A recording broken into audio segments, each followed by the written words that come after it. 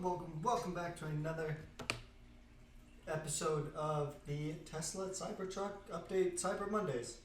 That's what it is. It is currently Monday, past the time I'm supposed to be uploading this when I'm recording it. So, can't get it updated on time, but it will probably be up tonight, hopefully. Hopefully it's Monday when you're watching this. But, yeah, so got my folder open. And I'm running out of Tesla ideas, so this series might not go on for much longer, but I do have a couple more ideas, hopefully. Yeah,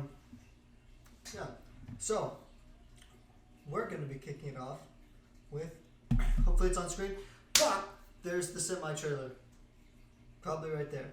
Right there would be the semi-trailer. The semi-trailer, I lied to you guys again. The Tesla camping trailer.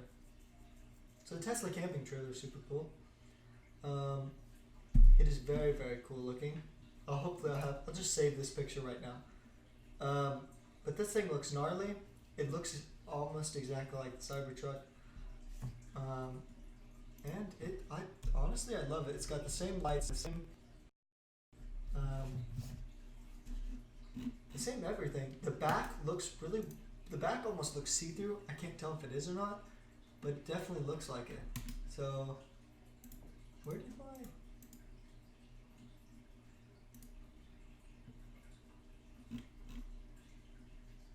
okay.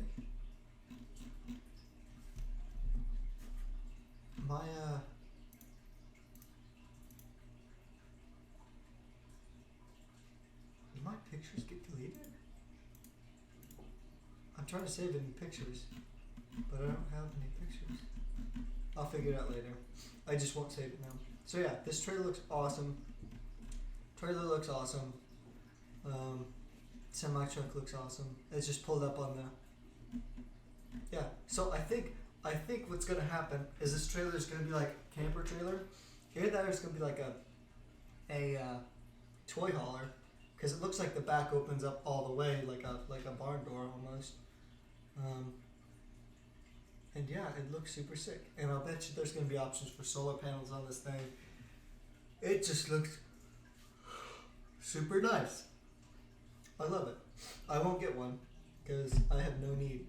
Unless I could live in it. I could probably live in it. That'd be enough space for me. I have to talk to my girlfriend about it. But yeah. So,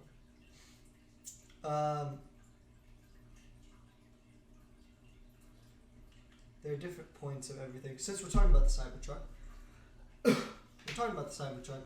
the Elon Musk, the first week they were out, and they got 250,000 sales. The first week when it was on pre-order, he sent tweets to people who bought the Cybertruck. And he asked them, how can we make the Cybertruck better? Which I think is phenomenal. I think it's amazing because you're asking the people who want the truck to make the truck better for them. Super, super cool to me. I love it. I think it's so cool. Who does that? Nobody else would do that. No big corporation would ever do that. And it's from Elon Musk's official Twitter, which was amazing. It was from Tesla. That's kind of cool. Whether he wrote them or not, it's still cool. So I didn't know how to fit this in other videos, but how this truck compares to like normal trucks, and how normal trucks are doing right now, because as we all know, America has mastered the truck. Being as I think we sell so many more trucks than anybody else in the world, which is kind of cool. So essentially, we've mastered the truck. So this is going to be a little bit off topic, but it still relates. So GMC and Chevy redesigned their trucks recently, and they made a mistake, being that they made it so drastically different the front so drastically different that nobody really was eager to buy it. A lot of people were eager to buy it, but a lot of people stepped back. So that was bad on Chevy, GMC. I don't really know, and I don't really know where to put the blame for that. But I know that Dodge did a better job at releasing their new truck. Not only do I think it looks amazing, I think opinions matter in this as much as mine probably doesn't. In my opinion, the GMCs were not as gorgeous, as the new Ram trucks. But the Ram trucks did something different and something smart, because here's what they did. Dang it, I have the mic facing. Whatever, it'll be fine. I have the mic facing the wrong way, but I'm not going to change it because then the audio will change. So Dodge did the right thing. They were releasing their old product and then put in the new one with the old products. They were selling both at the same time. So I think it's the 18 or 17 model year. They sold the old trucks and the new trucks. And then they kind of just phased out the old trucks. So I think that's genius. And so for the first time in I think forever, Dodge has sold more units than Chevy. In the past year and a half, they've outsold Chevy, which is kind of ridiculous because Chevy and GMC have been around for years, and Dodge not so much. Dodge, their trucks really took off in the 90s. That's when Dodge trucks were good. As the public says, because that's when the fourth generation came out, and they were gorgeous, according to buyers who bought the truck. And then Ford obviously is on the top of sales right now because Ford is Ford, and Ford never changes, and Ford is always the same. It's like Ford is Ford. People are gonna stick to what they've come to know, essentially, which is not a bad thing. When you know something's gonna happen, you know what Ford is gonna bring out. They're predictable. People buy predictable. People buy what they know, and Ford is Ford. I don't have anything against Ford. I work on Fords. So yeah, and then the Cybertruck is going to shake everything up, because Tesla releasing a truck, you would think that'd be bad, but as we've seen, it's really not. It's kind of impressive. And people want to spec out Ford F-150 versus the Cybertruck. They're really not comparable. And if you want to compare them, Ford always loses. I was actually looking for a Ford F-150. I was looking for one, and the one that I wanted, the one that would be good enough for me, was about $72,000. The one that I was like, yep, I could live with that, $72,000. And I saw the Cybertruck, and I was like, I'm gonna save a lot of money, because I wouldn't have bought the F-150 now, but God, I'd rather spend $50,000 than $70,000 and get something that's electric and off-road capable and bulletproof and anything else. You really just can't compare the two, because gas and diesel. In my opinion, the electric F-150 is gonna be a joke for a while, because Ford doesn't really know how to make an electric vehicle. We've seen that. They've made some decent hybrids. I'm not a hybrid guy. They made some decent hybrids, but it's not going to be a Cybertruck. It's not going to have the space, the power, the capability. It's not going to have standard autopilot. It's gonna be rough for Ford for a while if they're trying to compete with the Cybertruck. That's just my opinion. And Tesla's base is so much better with electric vehicles. But that's nor here nor there.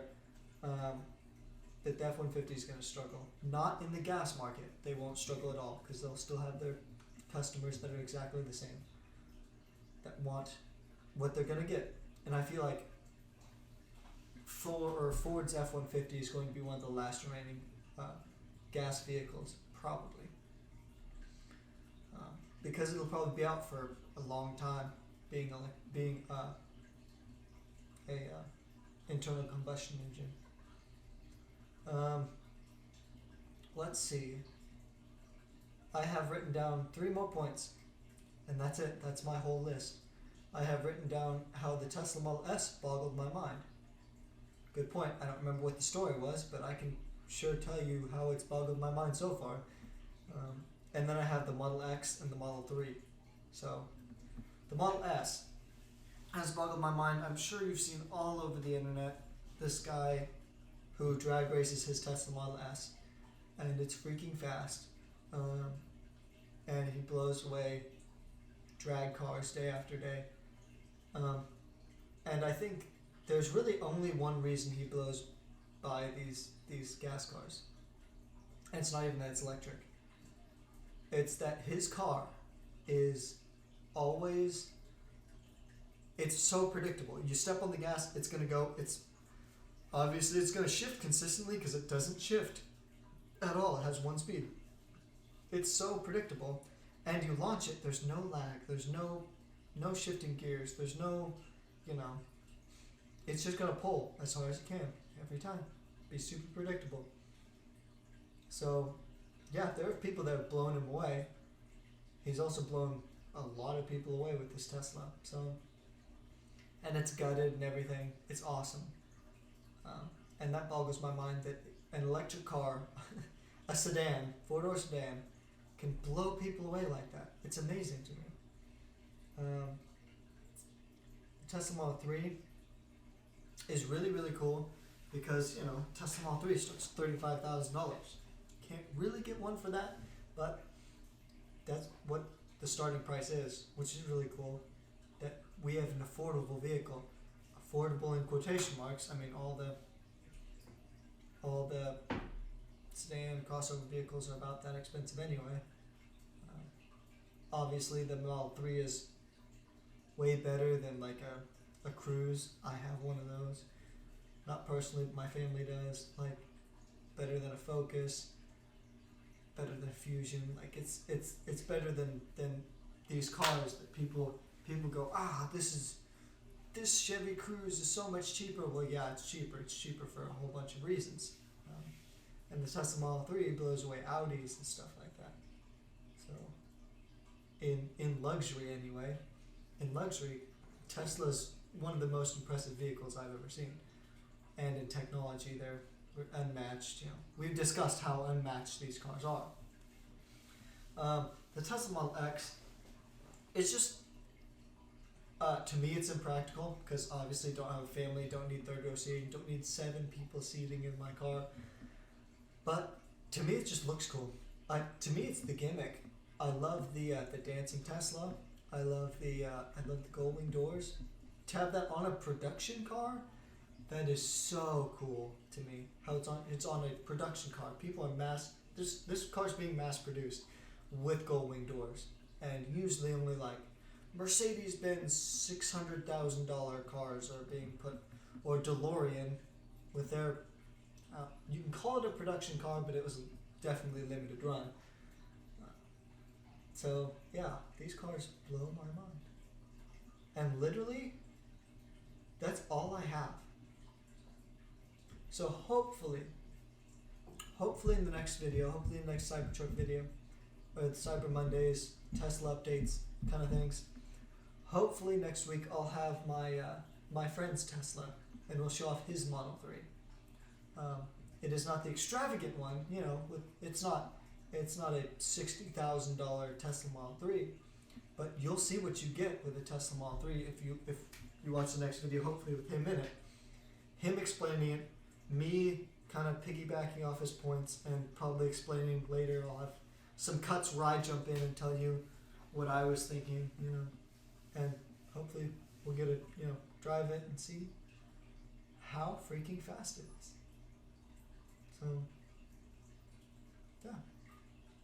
I think that is it for today's episode, and we'll see you guys next time.